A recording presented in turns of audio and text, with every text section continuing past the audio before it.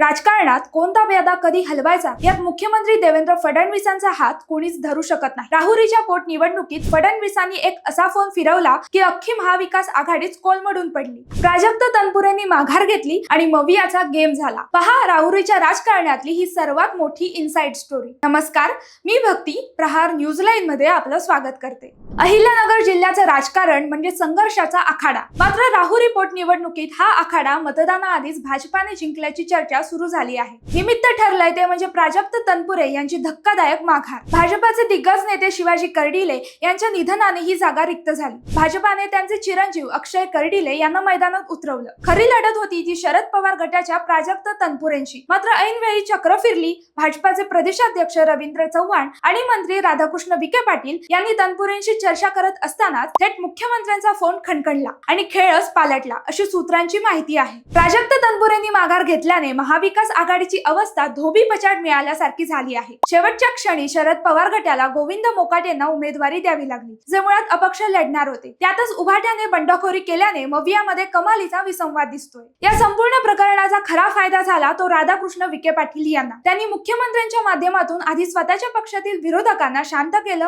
आणि आता थेट मवियाच्या प्रमुख शिलेदारालाच बाजूला सारलं। ही केवळ एक पोट निवडणूक नाही तर आगामी जिल्हा बँक आणि जिल्हा परिषद निवडणुकांसाठी विखे पाटलांनी केलेली जबरदस्त मोर्चे बांधणी आहे। राहुरीच्या या राजकीय भूकंपामुळे महाविकास आघाडीच्या समन्वयाचे धिंडवडे निघाले आहेत। कार्यकर्त्यांमध्ये कमालीची अस्वस्थता आणि नाराजी आहे। एक फोन, एक चाल आणि विस्कळीत झाली महाविकास आघाडीची ढाल असंच म्हणावं लागेल। माहिती आवडली असेल तर कमेंट्स मध्ये नक्की कळवा आणि असेच नवनवीन व्हिडिओ पाहण्यासाठी प्रहार न्यूज लाईनला लाईक, शेअर, फॉलो आणि सबस्क्राईब करायला विसरू नका। धन्यवाद।